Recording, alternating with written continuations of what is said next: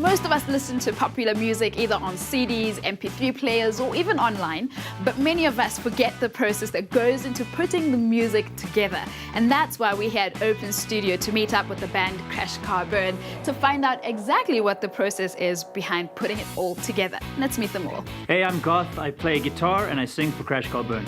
Hi, I'm Fabian and I play guitar for Crashcarburn. How's it? I'm Etienne and I play bass guitar for Crashcarburn. Hey, what's up? My name's Bugsy and I play the drums.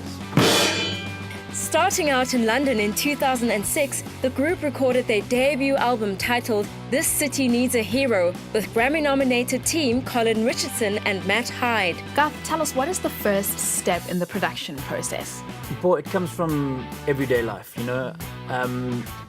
You can only write about things that you know about. So personal experience, that's where we get all our inspiration from. This album in particular deals a lot with, you know, some more serious stuff that we haven't tackled before. Like we lost a really good friend at the beginning of the year.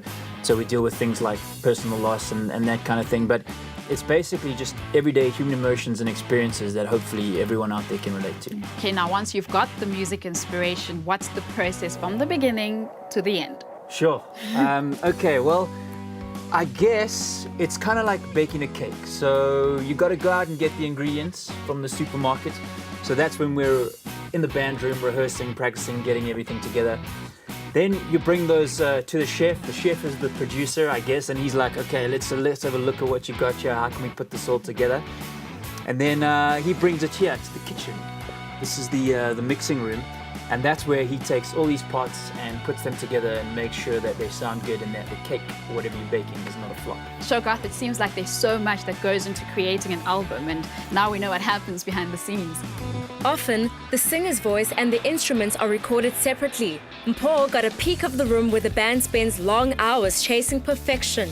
So Fabian, this is where all the magic happens. What goes on in this room? This is the mixing room. This is where we record all the live instruments when we're tracking for the album. And as you can see, it's acoustically treated so that when we are recording, we can get the best possible sound. I see there are also some very interesting textures on the walls and things that are mounted onto it. What are they for? On the walls, you have some soundproofing, and that's to kind of absorb the sound and make sure that sounds from outside don't get in or the sounds in here don't get out.